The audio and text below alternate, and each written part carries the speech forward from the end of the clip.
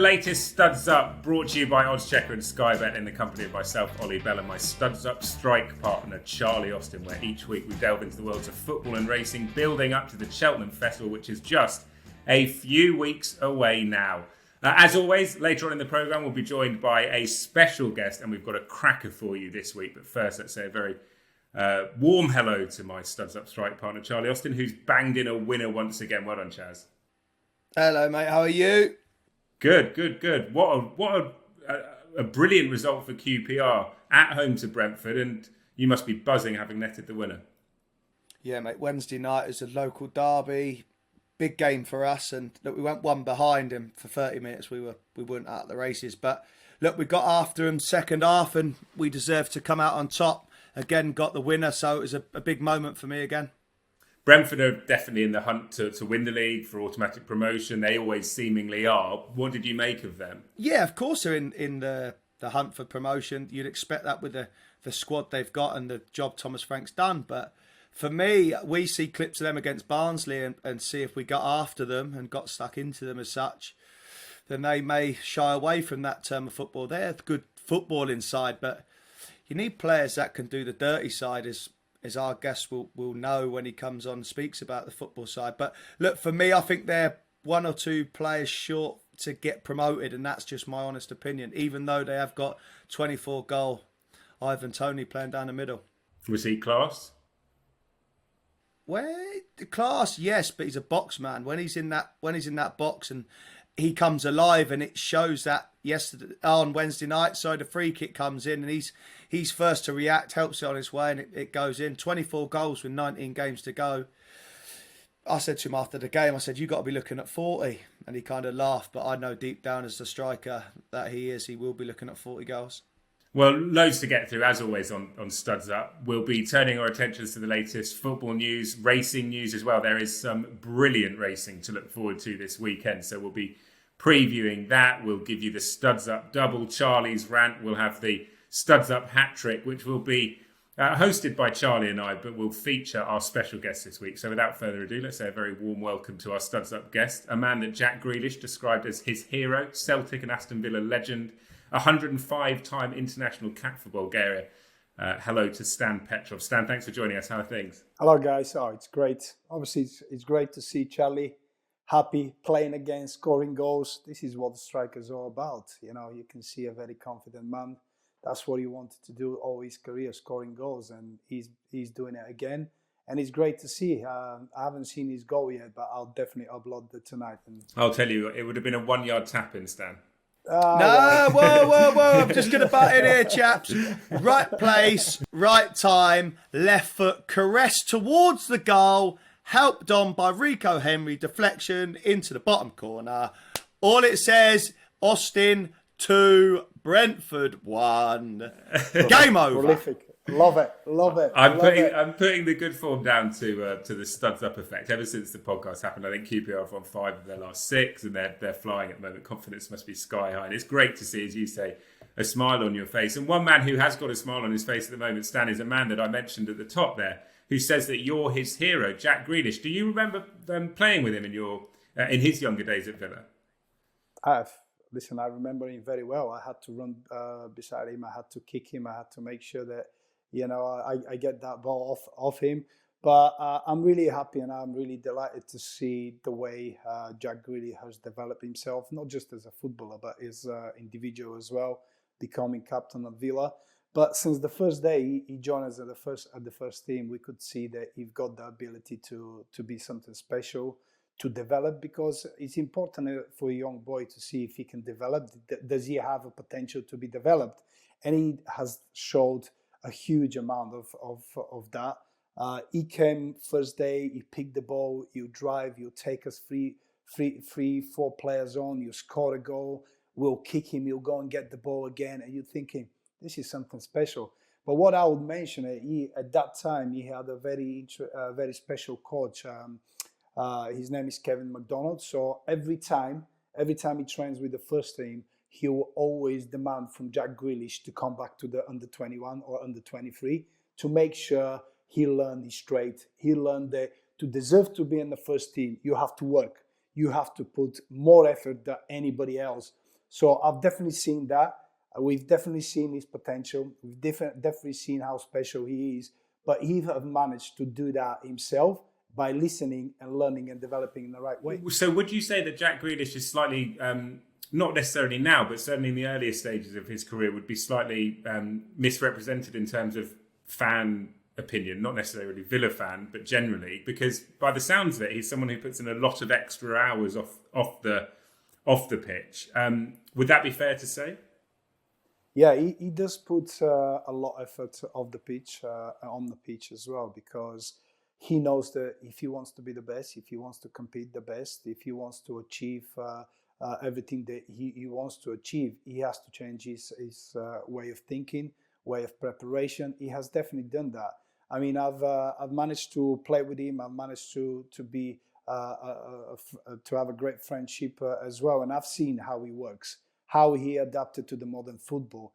I mean, his regime, the way he workload, his attention to details is completely different now. His day-to-day regimes are he'll go to training, he'll train with the group, then he'll do his extra after training, go back, sleep, and then he'll go back in the evening. He'll get back to 5-6 o'clock in the evening, and he'll work until 9 o'clock.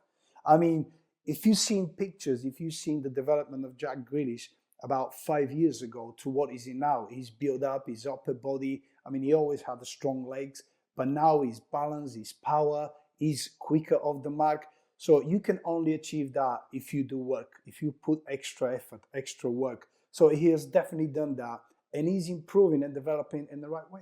So Jack is a player that obviously you dealt with at Villa, but I guess your career, when we look back at what was just a brilliant career for you, Stan, it sort of all kicked off in many ways. You became a sort of household name on these shores, if you like, when you went to Celtic. Just tell us how that move came about. I was away with my friends in the seaside. The season has finished. I've played for the national team against England. We drew 1-1. I played with some of my idols, Christo Stoichkov, Trifon Ivanov, Balakov. You know, that's players that played in that game, and I wanted to become like them. When I was a little boy, we always look for idols, for people that we want to be like and become. So they were the guys that I'm looking up to. So I've played the game. We drew 1-1, and I was away with my friends. I was away on the seaside. At that time, I only had money to go with friends on a holiday after the season. I couldn't pay my mobile bill, so I wasn't reachable. They couldn't get me. I remember we went after 2-3 days on the seaside.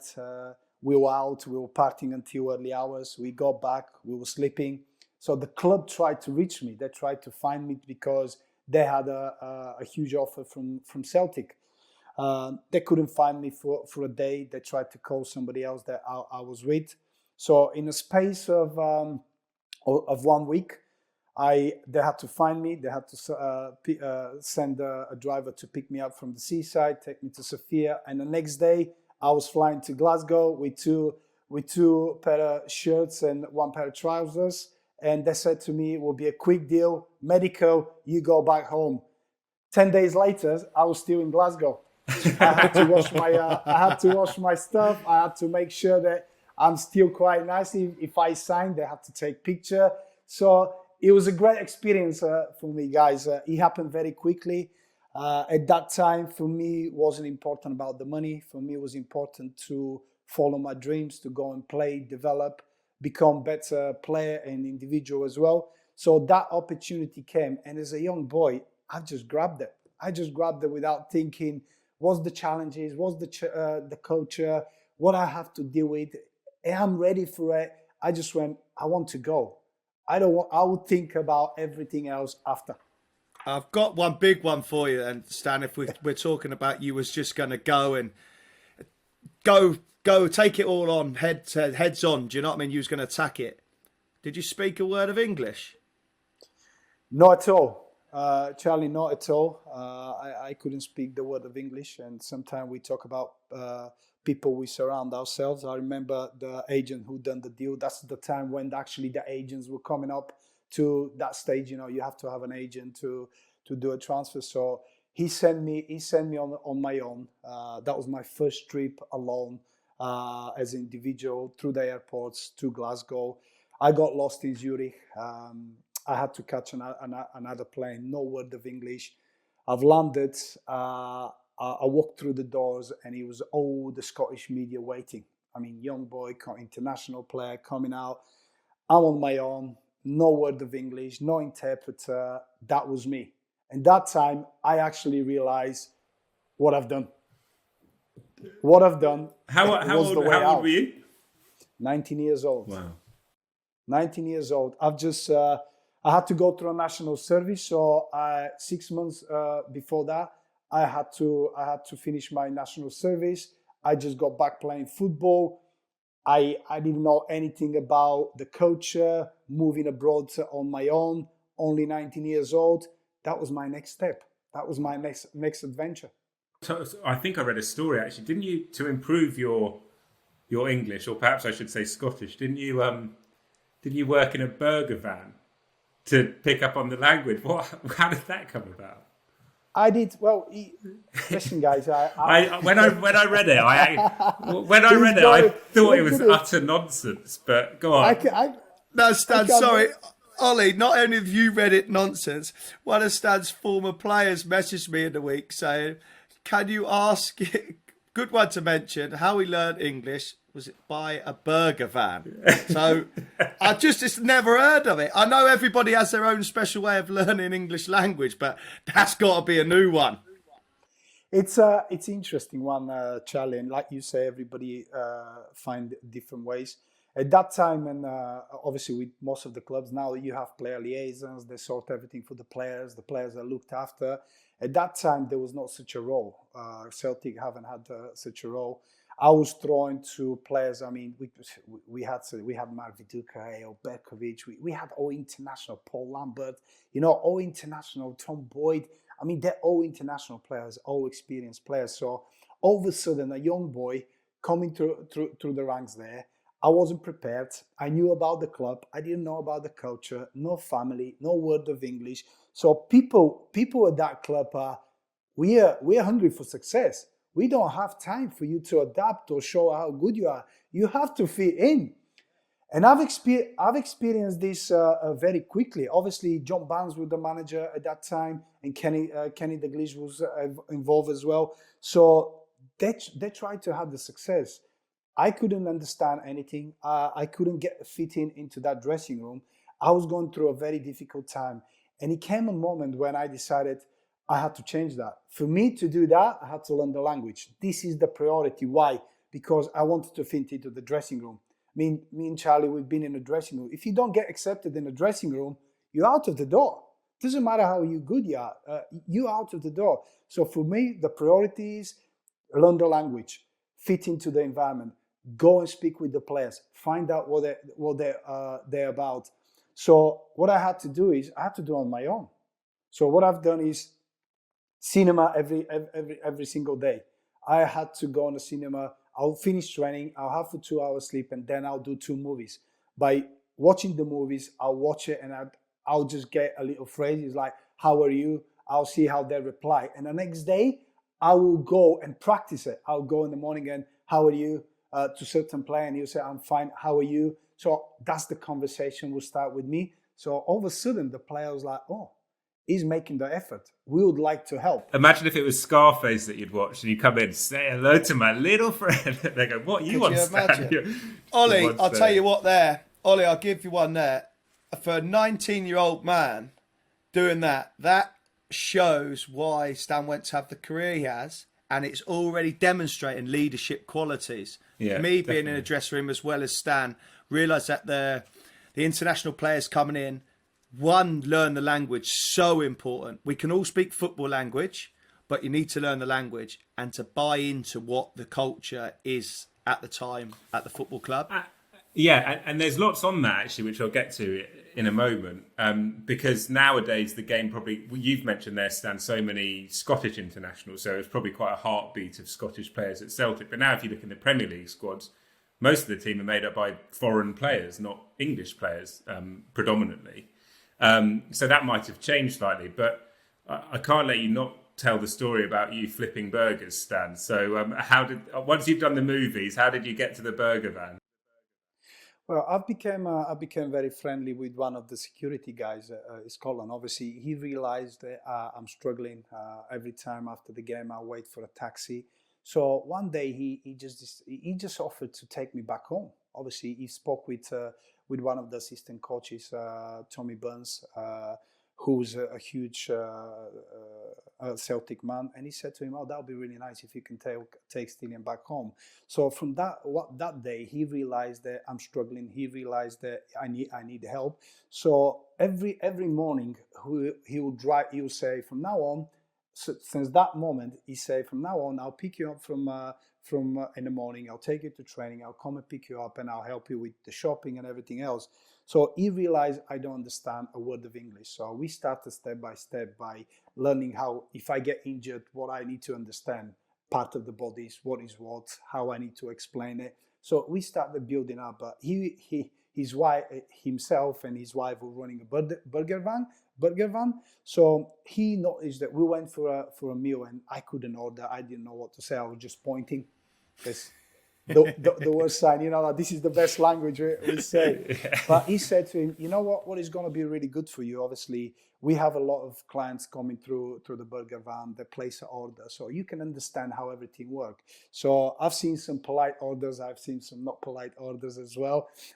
So I will sit behind the counter, and I will listen. People come and he will say, "May I have?" or "Can I have?" So if he say "May I have," that is more polite way of asking. So I will just build up. I'll just make sure that from the puzzle, I'll just build up and I'll make myself stronger. So all of a sudden, I saw that the players like Jackie McNamara, Paul Lambert, Mark Burchill, Mark Viduk. Obviously, with Mark, we could speak a little bit of, I speak Bulgarian, he speaks Serbian, so we could have a conversation. But then I can see the team is accepting me. The team is like, "Okay, what is your hardest beat? What you want to work at?" I can speak with the fitness coaches about what I'm struggling with, how I want to get better, what I need to do, how much I need to run. I didn't know anything about it. I was just 19 years old boy. I literally played about 1.5 years of professional football in Bulgaria. And all of a sudden, you throw into a club very rich in the history, the demand, the fan base. And I'm like, I want to be part of it. I want to be part of it, but I will do anything that takes me to be successful in that club. But even if I have to go and listen in a burger van, a lot of people laugh about it, but I'm really proud because I found a difficult and interesting way to learn and adapt to a certain situation. You had some real characters in that Celtic side that you mentioned. Chris Sutton came in there. Martin O'Neill took over from John Barnes, who was your first manager when you joined Celtic. And I know Martin, well, I'm assuming he became quite a big influence on your career, given not only your relationship with him at Celtic, but at Villa. What was he like as a manager? Well, at the start, we had a very interesting relationship. At the start, when he took over and we went back for a pre-season, obviously I had a good summer. Charlie, when we as a players go away in the summer, before it used to be like a full pelter, full power, go, enjoy, have a drink, then we'll lose the weight, we'll lose everything in 6 weeks pre-season. But when I go back, I was overweight. We'd done a blip test. And Martin O'Neill thought that I was one of the messieurs trying to get fit with the boys. He didn't literally knew that I was a player because I was overweight. I know, you can see your jaw. Stan! It's crazy. But a week later, he pulled me in the office, and it was very straightforward. That's what I always liked. We as a players, we like people to be honest with us. Playing, not playing, going through difficult times, just be honest. Why not? What we need to do? Can we do it? No, we move away. So he said to me one thing. I've been watching you in the last week. I can see you've got ability. I think you can play a big part in my plans. But I want you to do one thing, and I'm gonna give you 6 weeks. So that was his rules. 6 weeks. We got on a preseason in America. We've got seven preseason games. Let's see if you can lose the weight. I had to lose 8.5 kilos, Charlie. Now you know what is 8.5 kilos. 8.5 kilos is a struggle. Wow. It's literally a struggle.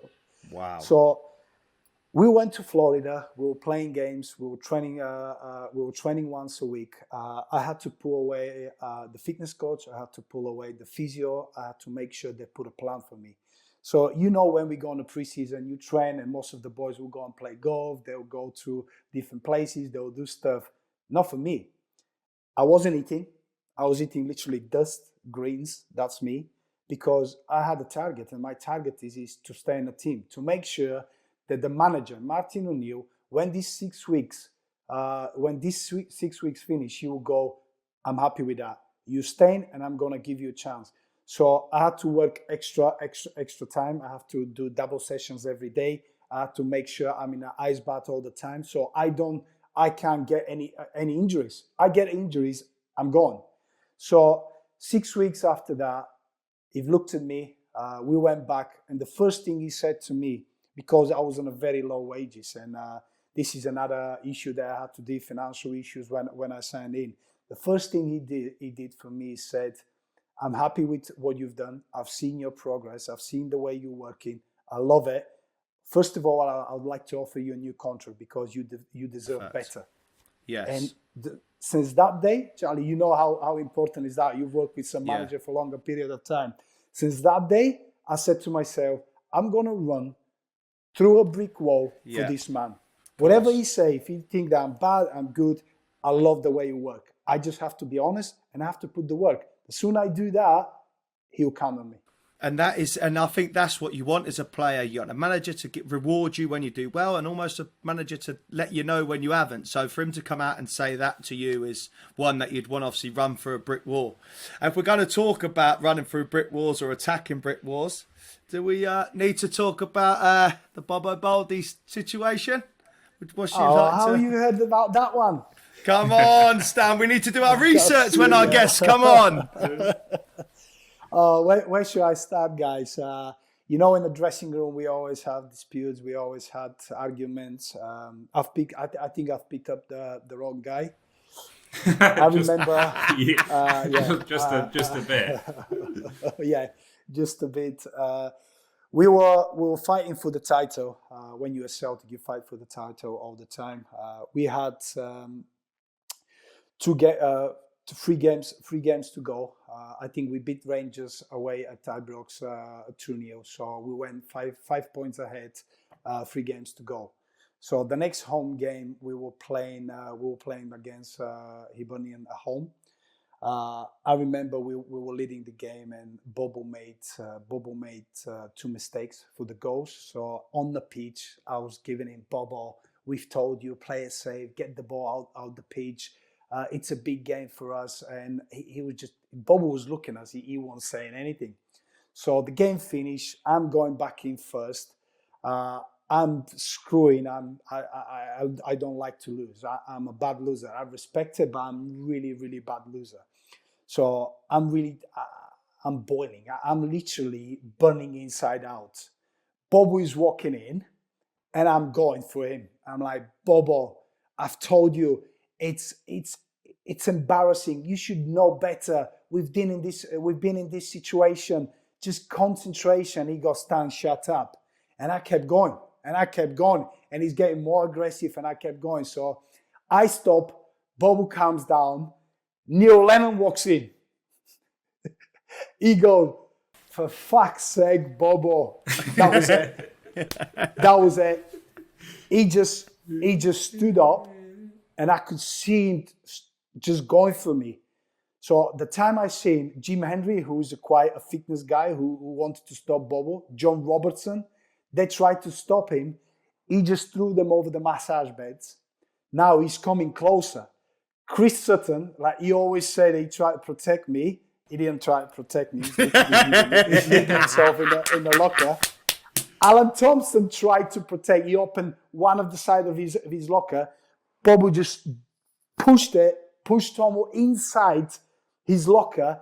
Now I'm the last person. So he grabbed me by the throat. He lifted me up. Guys, I swear, his eyes were that size.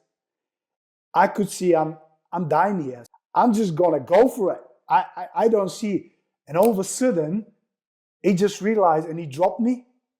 and everybody on the dressing room was like silent.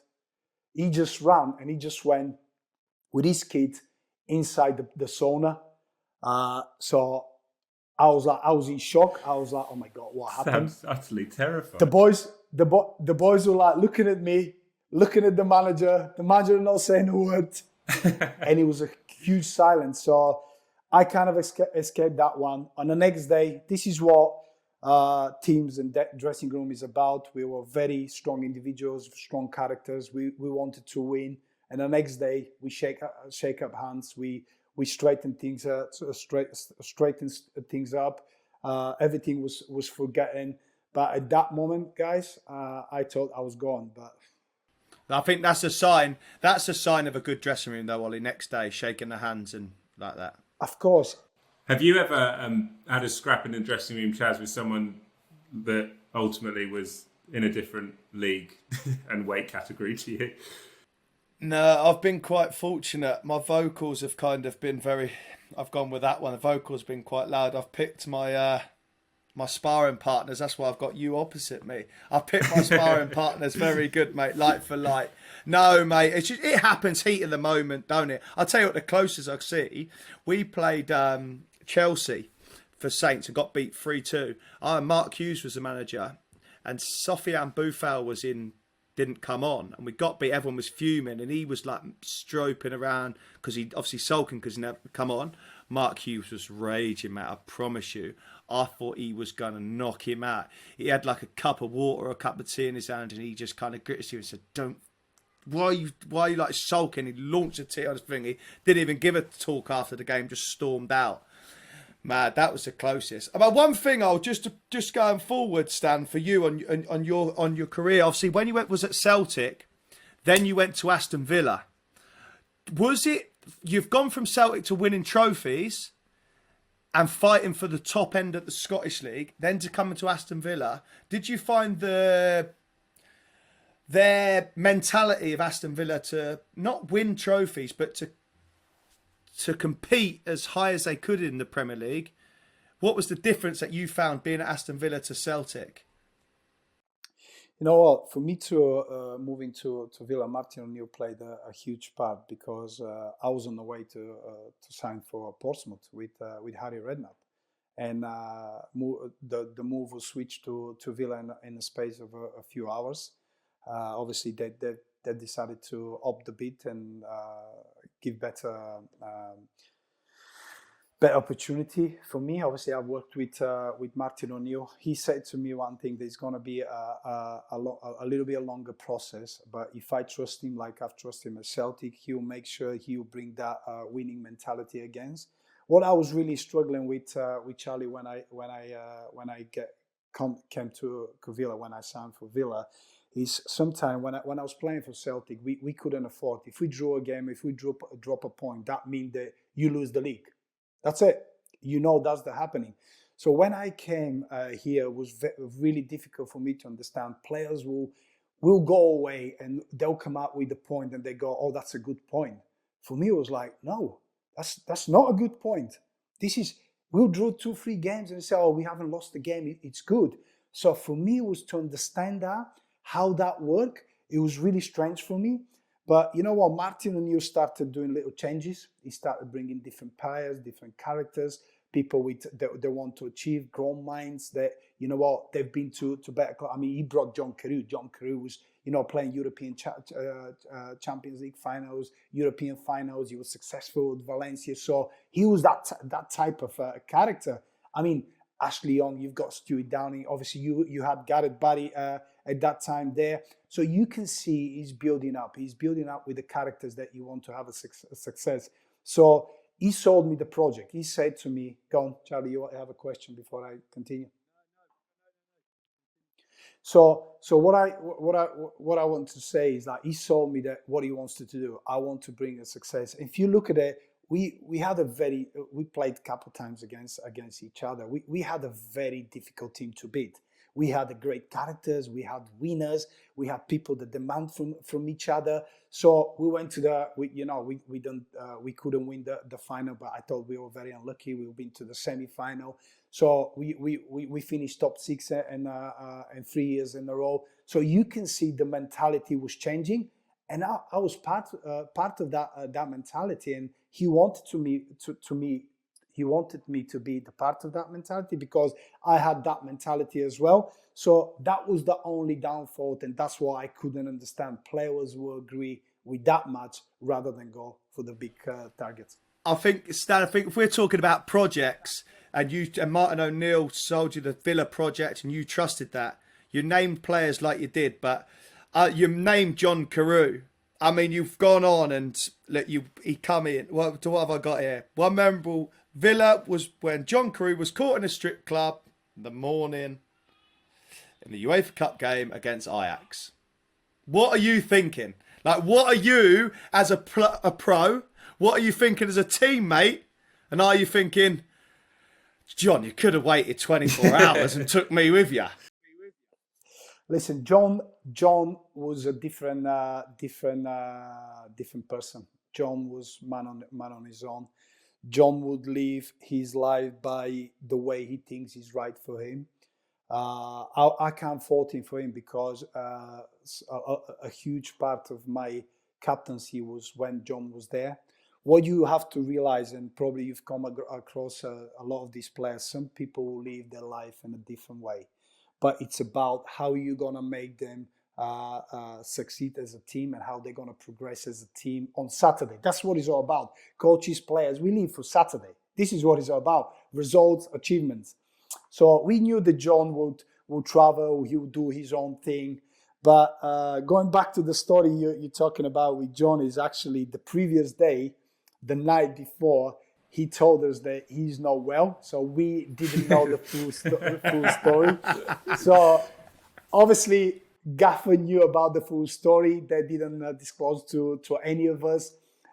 John wasn't in the squad. He didn't play. Obviously, we went and beat CSK Moscow. So it was great. And then on the next day, the story comes out in the press, and we were like, "Huh?" Johnny say he wasn't well. So listen, the banter was good. I think a few of the boys tried to bring a pole in the middle of the dressing room in the following week. So we accept John, and John is that kind of person because Martin knew John as well. We knew John as well. The following week, I think he played and he scored as well. So this was about knowing people that you share a dressing room, know their personalities, and what they can offer. Not everybody's perfect, Charlie. You know what? We didn't judge each other. We judge each other with what we're doing on the pitch and how you respect your teammates. Sometimes you can go offline, you can do certain things. We all done it, and you know what? End of the day is what people think of you. And we thought of John as he's the perfect fit for what we need. I've been watching that Last Dance about the Chicago Bulls, and the way Phil Jackson managed each of the individual players, Jordan, Dennis Rodman, who would go off to Vegas, thought of the day before an important game, and he sort of knew exactly how each individual needed to be man-managed to get the best out of them. And I thought it was utterly fascinating that from a man-management point of view, and clearly Martin knew what he needed to do with John. So when we sort of look back at the times with Celtic and Villa, and some incredible memories, I know that becoming captain of Villa was a hugely proud moment in your career, and rightly so. But moving it forward to where those clubs are at now, because it's kind of, in many ways, role reversal to a certain extent, because Celtic aren't flying as we would expect them to do normally, and Villa are doing brilliantly at the moment. So let's start with Celtic, Stan. What is your take on what's going on there at the moment? Well, it's a very difficult situation, obviously, with one of the most important seasons, with the 10 in a row. I know Neil Lennon is experiencing very difficult at the moment. He's under huge pressure because of Steven Gerrard doing so well. I think Steven Gerrard, taking 2.5 years ago, he have managed to build a very strong competitive team. I think Celtic have kind of gone a little bit a little bit sloppy on the way of building up, making sure that they're gonna progress in that gap. But they haven't managed to do that. So it's a huge decisions going forward for Celtic, not just for Neil Lennon as a manager, but for the board as well. What they're gonna do? Who are they gonna make a change, or they're gonna stick with him for the next season, which is gonna be a very interesting decision to see. It's interesting you mentioned social media. I was speaking to the former England cricketer, James Taylor, who had a serious heart problem. I don't know whether you've ever come across him, Stan or Charlie, but he's a thoroughly lovely guy. And we were chatting about his heart condition and his recovery in hospital. And I know that most people who are listening or indeed watching this will be aware of your own illness, Stan, where you battled cancer and beat cancer. And I think, as we've learned through this podcast, you are a wonderfully kind and generous man, but also a real fighter and very competitive. So it's no surprise that you had such a positive outlook throughout that. But what I was speaking to James about was that when he was recovering in hospital, we hear a lot of negative stuff about social media, but he said that the support and well wishes that he got from social media was a real lift. Did having such loyal and passionate supporters to clubs that you were associated with, allied to the fact of that weight of support on social media, help you through your cancer struggle? Yeah, I always say one thing, guys, that I was a very fortunate man, because a lot of people, when they go through cancer battles or any illness battles, they fight on their own. I had the support of millions, not just football fans, people around the world. I had so many positive messages. I had so many encouraging messages as well. I mean, I had a letter for Lance Armstrong. You know, how many people can get letters, you know, from me, from the Prince, you know. So I've been overwhelmed. But what I would like to say on my situation, for the first 14 months, I couldn't see that, because I was constantly in a hospital. I was in a very intensive treatment, a lot of chemotherapies. I was always tired. I've gained a lot of weight. I didn't want people to see me. So in the same pages, sometimes I just wanted to close myself in and just, I don't want anybody to see him. I don't want anybody to talk about Stiliyan Petrov, you know, what he's going through me, because I still thought that was a dream rather than reality. So sometimes, you know, having that, it's great, but sometimes it's like, oh, it's coming too much.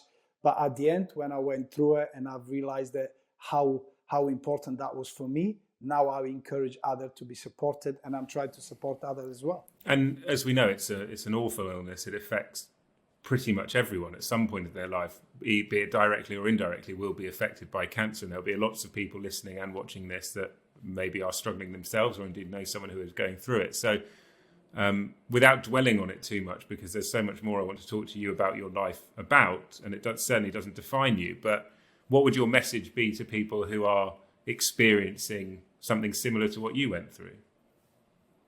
Believe and fight. That's what kept me going. I wasn't ready to give up on my life, guys. What I'll say to them, appreciate every little things in your life. I still smile every day, because I was close to lose my life. They wasn't giving me any assurances about what the outcome would be. So I wasn't ready to give up. I believe I fought very hard, because I want to be part of my children growing up.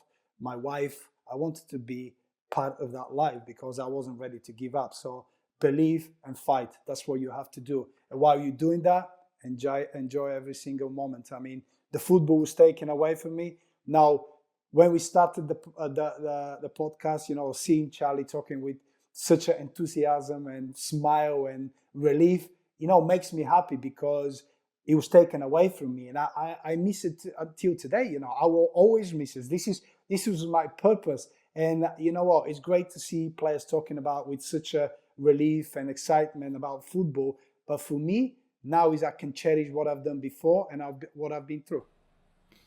Yeah, it's It's remarkable. And as I say, the cancer doesn't define you, but I think that strength, that fight and that drive has defined what's been a remarkable career. And just reflecting on it with those incredible memories was really, really good fun. And probably wasn't sort of quite as fun as you remembering when Bobo Balde pinned you up against a locker, but it was certainly entertaining for us.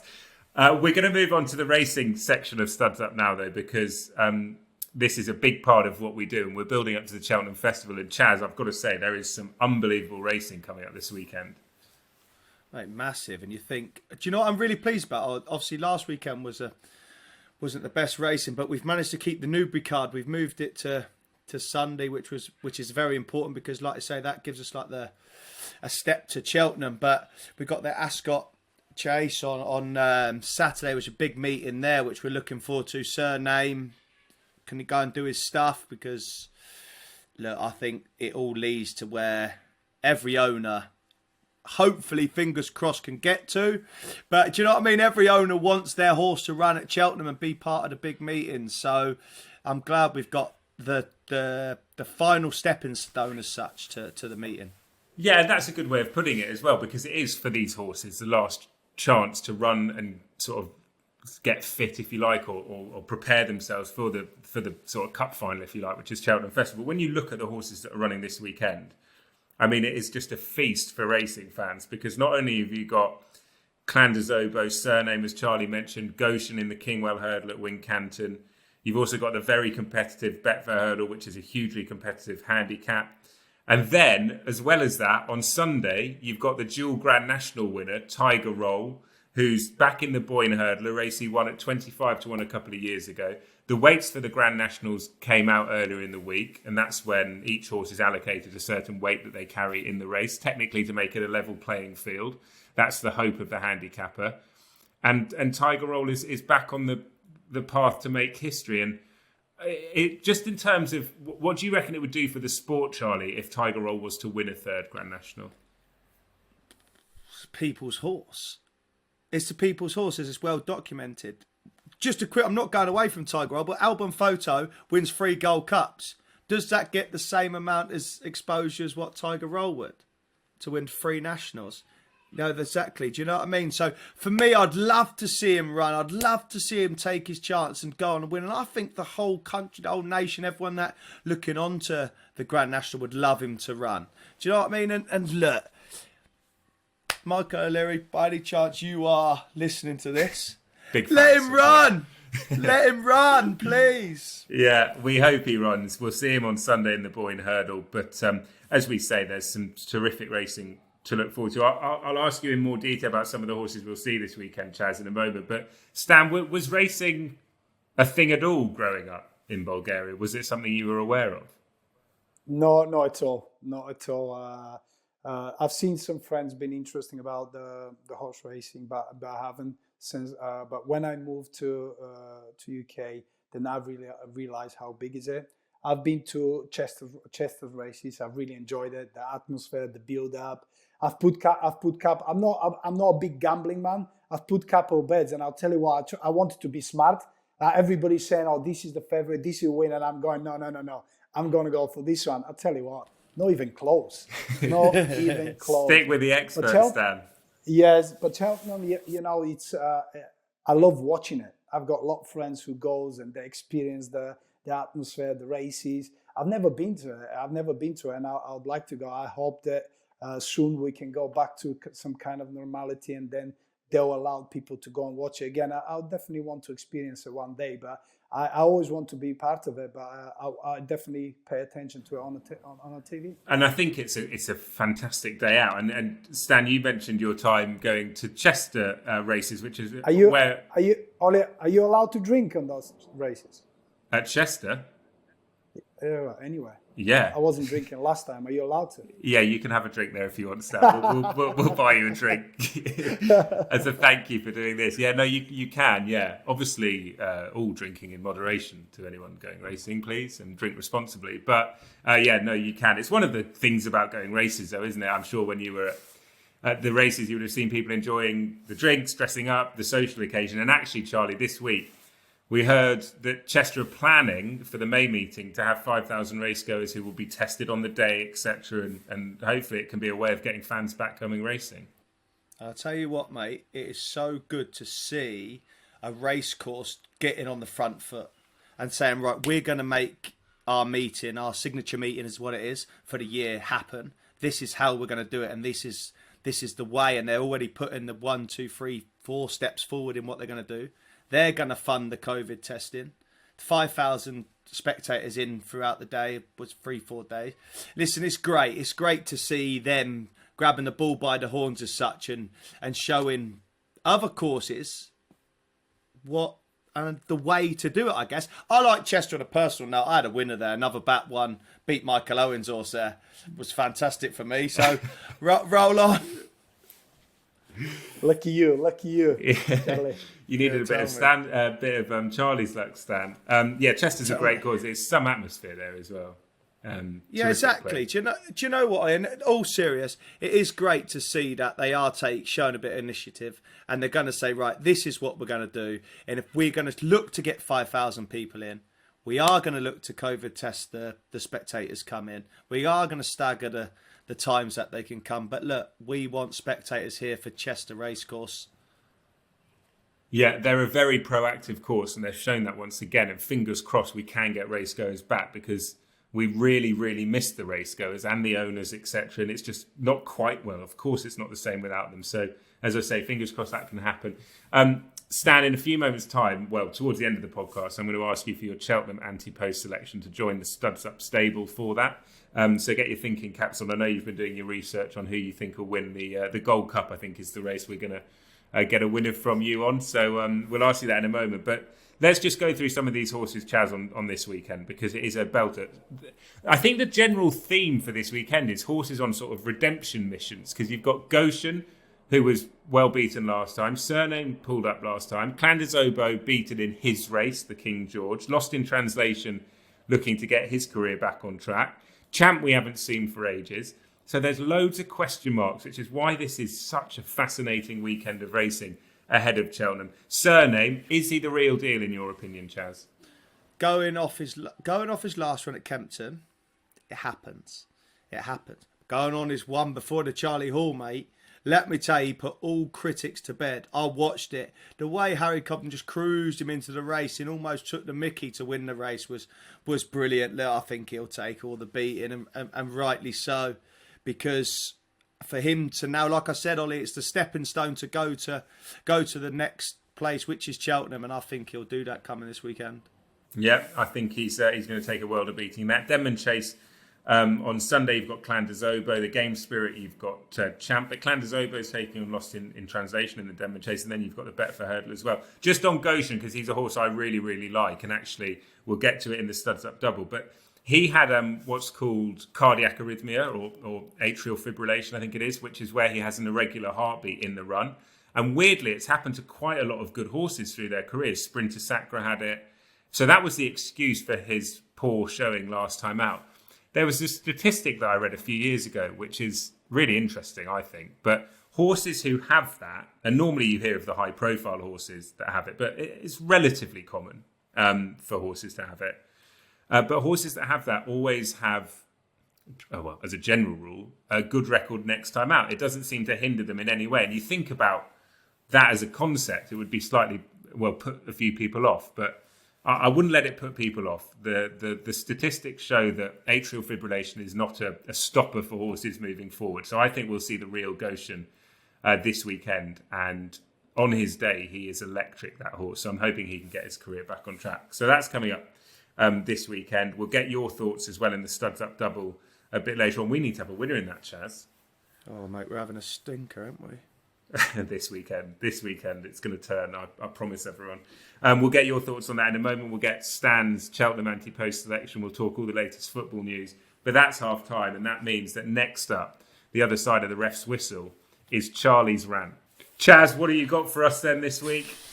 Well, listen, I'm going for this week for Charlie's rant. It was big news Tuesday evening.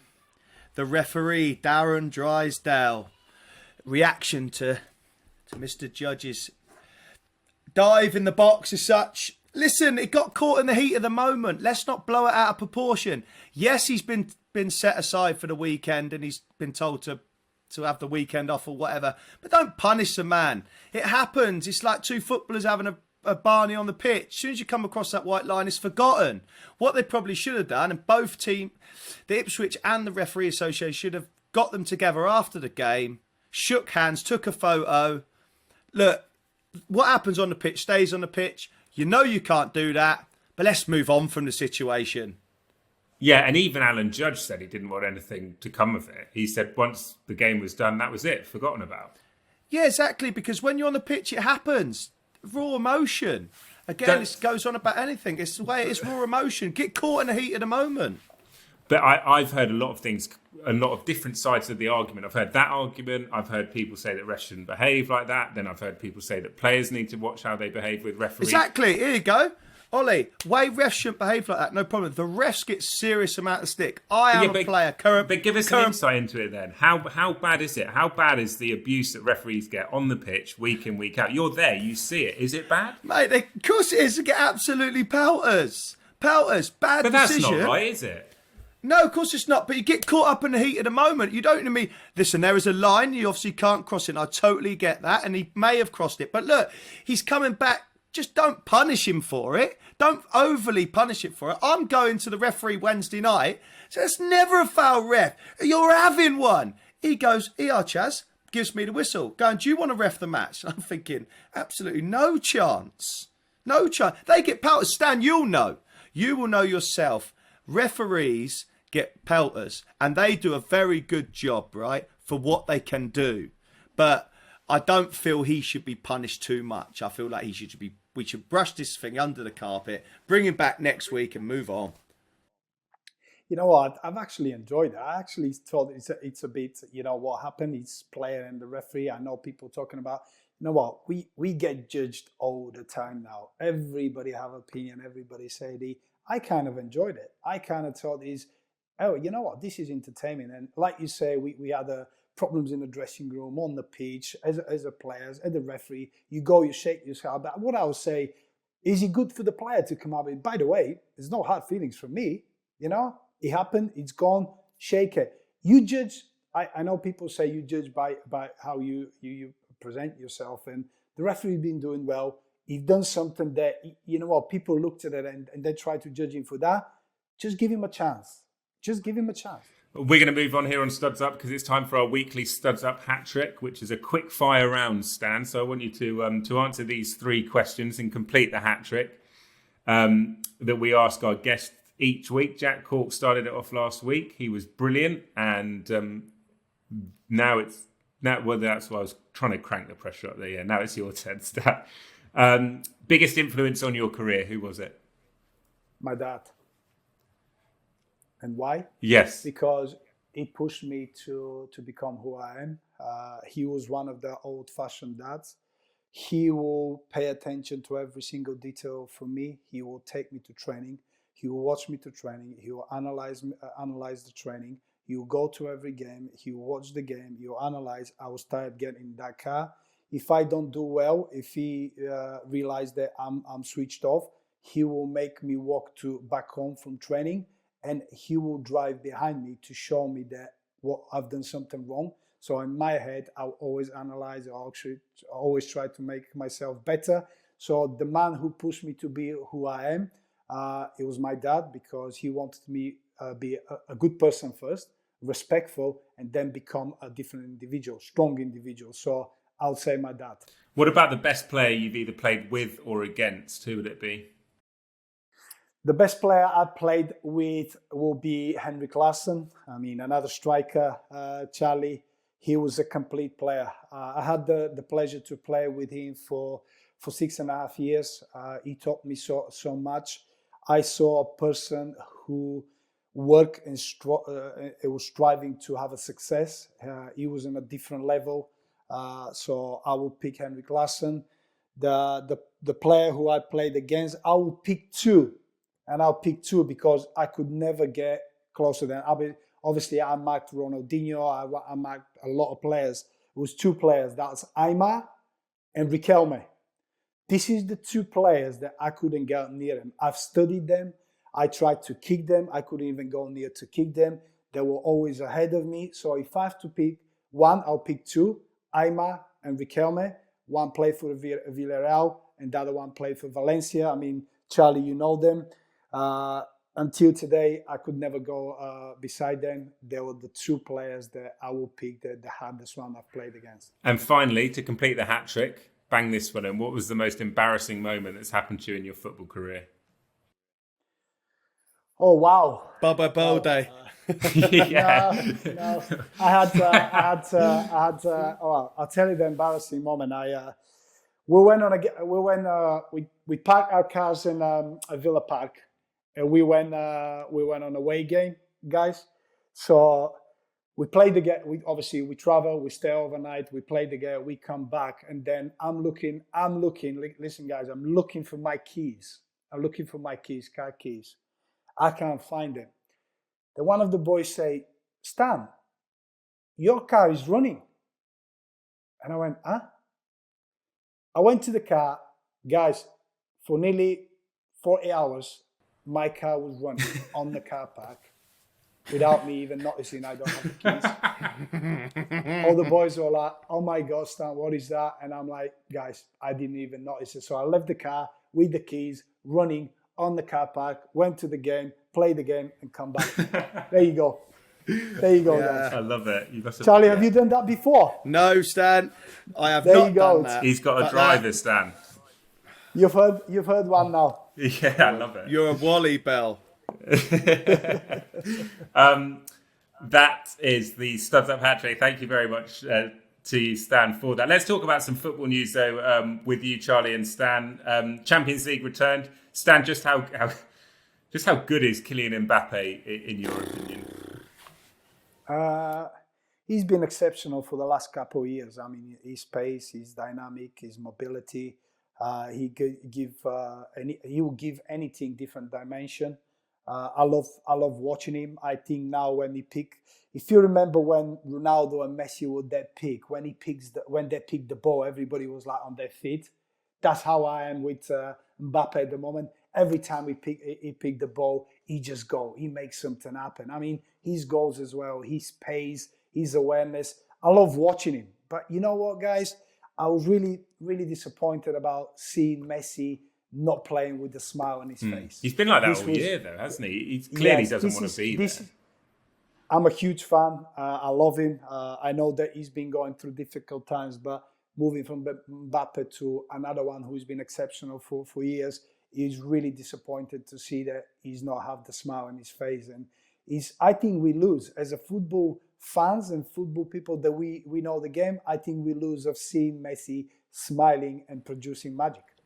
Yeah, and I think, we go from non-smiling Messi to Mbappe, the biggest smile on his face. Stan, as a centre-forward, the other two goals he scored was great, right?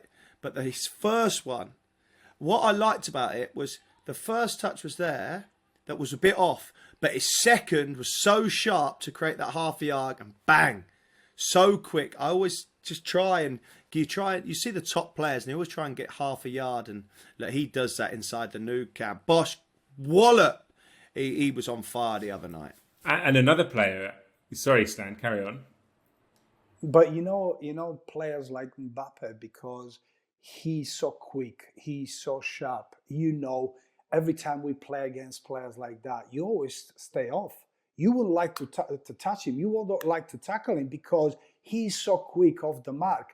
And he's finishing, like you're saying, extra yard, finish straight away, take it with the right, push it with the left, finish with the left. And this is what the natural striker will do. Of course, and we go on about that, natural striker and pace. And I feel like we have to talk about Haaland, don't we? Because we go on about pace. That guy is pace and power. He's 6'4", technically feet unbelievable, and finishing. I'm fortunate to play with Stefan Johansson at QPR at the moment, and he just said to me, Chaz, he has got the potential to go to the very, very top. So if he's going to the very top, Kylian Mbappe's going to the very top, with Ronaldo and Messi going on to later on years, It looks very exciting going forward. But for me, Haaland just looks deadly in front of goal. It's exciting future because you know what? For a long time now, we've been talking about when the time of Messi and Ronaldo will come. Who is going to be the next? Who is going to step up to the plate? And now you can see so many exciting young players. I mean, if you talk about even the English talent, I mean, you mentioned earlier, Foden, Sancho, Grealish, Mount. I mean, you as a nation, guys, you have to be so excited having them in your disposal. It's incredible. Yeah, and when you look at someone like Haaland's record, 18 goals in 13 Champions League games, 42 goals, I think, in 40 for Dortmund. Like, it's the numbers are just frightening, really, for him at his stage of his career. And then you're right, Stan, the young players coming through in this country, it just makes being an English football fan an incredibly exciting period, because that is a lineup that is full of latent talent. It'll be interesting to see how they progressed. But one man who we know was a hugely talented footballer has been in the news this week, Thierry Henry, because he's being linked to the Bournemouth job. What do we make of that? Chaz, I'll start with you. It'd be interesting.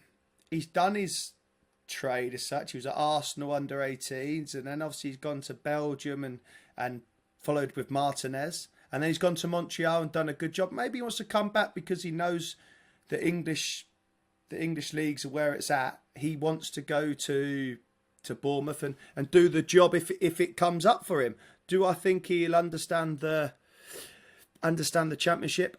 I'm not too sure. That's my only opinion at the moment. Yeah, I love seeing a young manager, new names coming into to jobs, taking the challenges. Will be a challenging, like Charlie mentioned about the Championship is a very, very difficult league. Very difficult league that you need to come out. You have to really understand about it.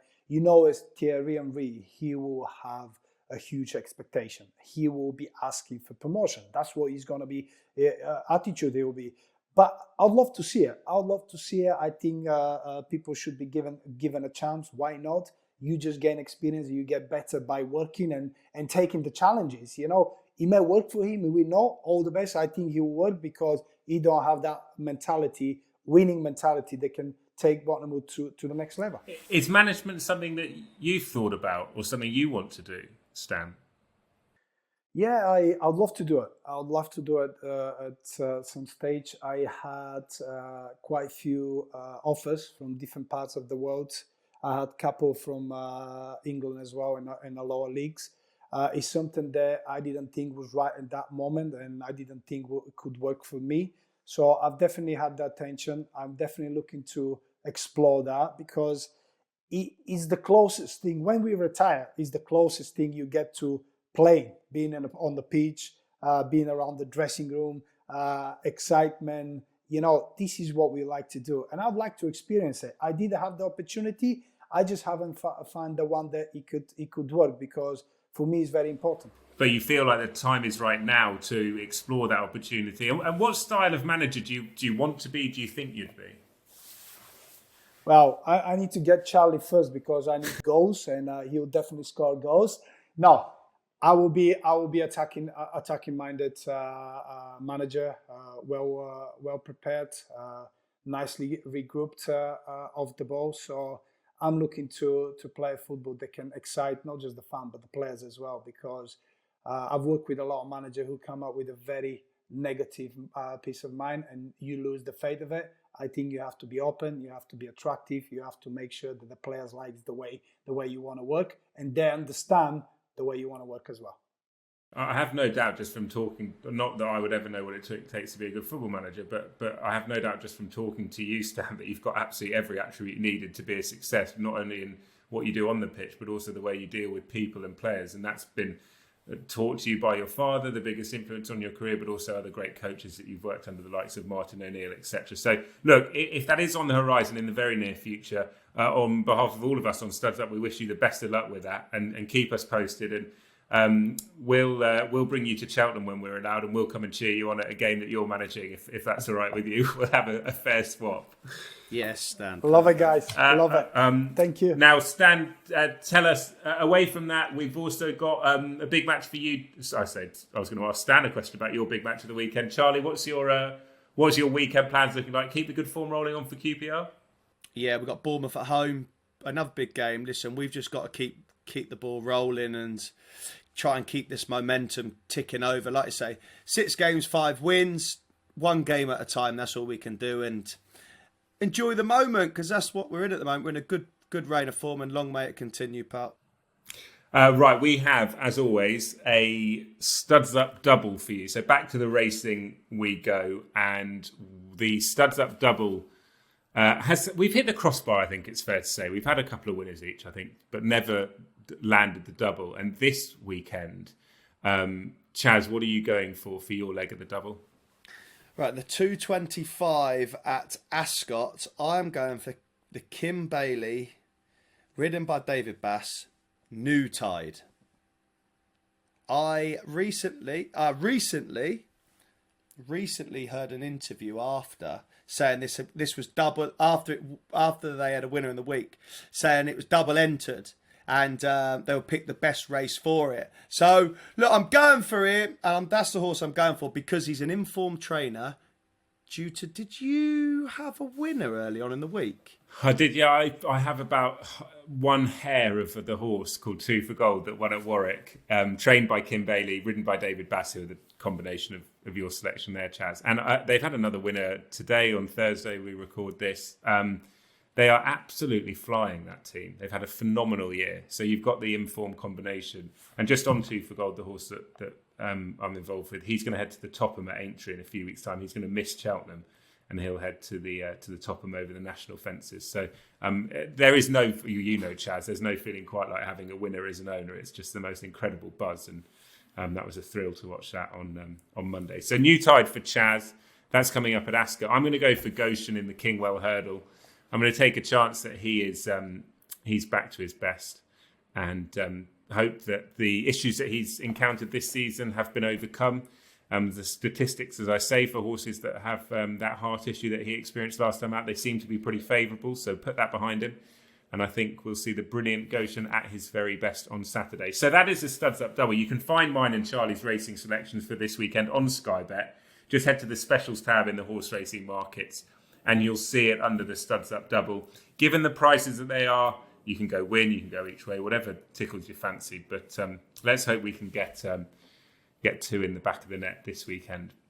Right, Cheltenham is always on the horizon when it comes to Studs Up. We've chatted about a few of the horses that are coming up. And before we ask for Stan's Cheltenham anti-post selection, Charlie, we're going to take a look at one of the races because we've got, I think it's 4 more Studs Up episodes before our finale Cheltenham show.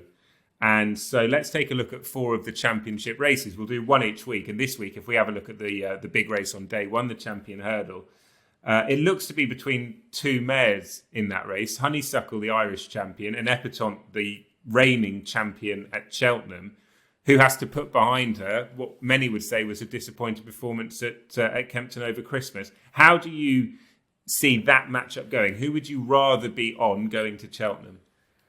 You'd have to say Honeysuckle, wouldn't you? Because of the form we're going in. They've both got course form. Epatante won the Champion Hurdle last year, but you just have to go on form that they're in. And for me, Honeysuckle just oozes class, mate. She really does. For me, I'm looking for an outside chance. I really am. Are we thinking Bouverdare's going to run? Well, yeah, he will run, but you just couldn't back him off what he did. I know he'll take a step forward, but he got beat by a horse rated much, much lower than these horses. I know, but he's stuffed half the field, mate. He's stuffed half the field. For me, he's got a small chance. If they're offering 4 or 5 places each way, this Sky Bet people, then I'm all over it. I'm sure come the day there will be plenty of offers flying around from our good friends at Sky Bet. The other horse, I know I've mentioned him a lot this podcast, but if Goshen is the only horse I think could be a massive springer in the market, and a lot will depend obviously on what happens on Saturday. If he wins the Kingwell well, then he will come straight back into the Champion Hurdle picture. Obviously, if he gets beaten, he won't be running in the race, but if he runs a big race on Saturday, then he's a massive player again, I think, because some of the horses that we talked about at the start of the year, the likes of Saint Noir, Abracadabras, they haven't quite kicked on. So now you've got, when it started with a sort of a big pool of horses that could win it, it's become narrower and narrower and narrower. And to a lot of people, it seems as though it's a battle between the mares, Epatante and Honeysuckle. But if Goshen wins the Kingwell impressively, then he's a player in the Champion Hurdle. But a lot will be answered on Saturday. So I think we're in an agreement in the Studs Up dressing room. I think Honeysuckle is the horse we'd want to be on our ticket for the Champion Hurdle. Is that right? Yeah, definitely, Matt. I think she'll take all the beating, and it's nice to see us both on the same side for once. We're always on the same side, mate. Always. Yeah. You don't sound convinced. Well, the way it's going, it seems like you're the only one to have a winner in the Stubbs. That's all about you, no, mate. So let's go Honeysuckle. Honeysuckle, but I'm telling you, Sky Bet give me 5 places. Bouvedere, I'm with you. Charlie's put the call out. Right, Stan, your Cheltenham Anti-Post selections add to the growing list of guest selections. What have you got for us? I've gone for a plus start and a Ken Boy. And they're in the Gold Cup, the big race on the Friday, taking on Alboom Photo, the horse that's won the last 2 Gold Cups, but 2 Irish trained runners for Stan. And that is quite an attractive looking anti-post list that we're collating now. We've got a couple of Gold Cup selections from Stan taking on Ali McCoist. He was our first guest on Stud Up and he went for Royal Pagaille in the Gold Cup. Did you ever play against Ali, Stan? I haven't played. I'm very good friend with Ali. I've played a couple of 6-a-side against him. I love speaking with him. He's what individual he is. A real character, isn't he? And he was kind enough to come on Studs Up, as were you this week. Just tell us, what are you up to? I know that you're, as you said earlier, not sure whether it was an exclusive on Studs Up, but looking to get into management, which is very exciting. But what else is going on in Stiliyan Petrov's world these days? It's busy at the moment. I'm involved in a very interesting project. It's called Player for Player. A few of us, me, Emil Heskey, Guys Comendieta, Gareth Farley, and Michael Johnson, decided to help former players and current players to have a better transition, to make sure that they understand and create opportunities for them. It's something that has been lacking for many years. I mean, I've been retired now for 9 years. I know how difficult it is. All of us has gone through these different stages. We've made so many mistakes. So we want to give back and make sure that others won't make the same mistakes. And we'll use the opportunity there and advice that we can offer to them to get better transition and to have a more successful and sustainable career after they retire. That sounds like a great initiative. Charlie, that sounds, I know you look very inquisitive during that. It sounds like something that would appeal to lots of footballers, I imagine. Yeah, because I was quite zoned in there, because you don't hear about it. You don't, and as much as like the PFA said they're going to help you, Stan, I don't know if the PFA is something you've gone to, or you guys have just done it off your own back, and they've looked for your help and your guidance as such. But I tell you what, the amount of players that go out the game and, like you say, don't find their way into different lifestyle. And listen, we're like robots, mate. We're like robots. We're told what time to train, what time to eat, what time to go to bed, time for meetings, time. Do you know what I mean? Doctor's appointments, you name it. They do. The football clubs do it all, and the transition from playing to not playing anymore, the helps of Stan and the rest of his team, it can only benefit the rest of the lads. Well, it's interesting, Charlie, you're saying that. At the moment you have a purpose, and your purpose is to play football, to win games, to train, to develop, to make sure you stay fit. But when is that taken away from you? And what is your next purpose? What is your hobby? Are you going to be a coach? How many jobs are available there? You would like to do some media? Yeah, it's good, but how many players are out there looking for the media? What is your other option? What is your other opportunities? Have you made the right financial decisions through your career? Not many have done. Not many had the chance to have a successful 10 years in a financial world of football. You know, other ones have to find opportunities. There's not many opportunities out there. And everybody judge you of, yeah, you've played football, you have the money, why is that a problem? There is a problem, because we've got another 40 to 45 years to find another next purpose or next a new identification for yourself. It's very difficult to understand and to adjust to that kind of environment. And I couldn't agree anymore, Stan. And listen, when this COVID stuff kind of passes away, hopefully, and we can get people back into football clubs, I definitely feel that yourself and a member of your team should address all 92 football clubs. Doesn't matter if you play in the Premier League or in League Two, because they do need to hear your company's advice on that transition and need help. I definitely would be something that I'd look into myself. Yeah, we're working already with many clubs, especially with the young players, and it's interesting to see, and it's exciting because we got so much from football, so we want to give something back. And sometimes it's so simple. People saying, "Why are you trying to do it?" Because we know how difficult it is. Yeah. That's it. Well, it sounds like you're doing a great thing there. The next time we hear or see your name might be on Sky Sports News or something, being announced as the manager of a football club. So we will keep our fingers crossed. Fingers crossed, Oli, Fingers crossed. Fingers crossed that you can get into management. Love it, guys. Stan, thank you very much for joining us. What a guest we've had on Studs Up this week. An absolute superstar. Don't forget that this week's Sky Bet offer comes from the Grand National Trial at Haydock on Saturday. They're paying 4 places instead of 3, and there will be, I'm sure, some money back specials to be confirmed on Friday. So plenty to keep your eyes out for. We've got the Studs Up double. That's on the specials tab in the horse racing markups. Horse racing markets, easy for me to say. New Tide for Charlie, Goshen for me. And Charlie, this weekend, a big game for you. Hopefully get another one in the back of the net, no doubt. Hopefully, mate. A goal, 3 points, but most importantly, a win is the main thing, mate. And if we can get that, like I say, keep going up the table. And hopefully, Austin goal, a QPR 3 points, and a Studs Up double romps home to victory for the listeners. And that's the thing that the listeners don't see and the viewers don't see, is just how much Charlie loves Studs Up, because before a game, after a game, he's always checking in, seeing how the numbers are doing. And I've got to say, there are loads of you that are tuning in, liking, subscribing. Keep doing that. Keep telling your friends, because your support is hugely appreciated. And we want to keep Studs Up growing and growing. It's off to a flying start. Thank you very much, as always, for tuning in.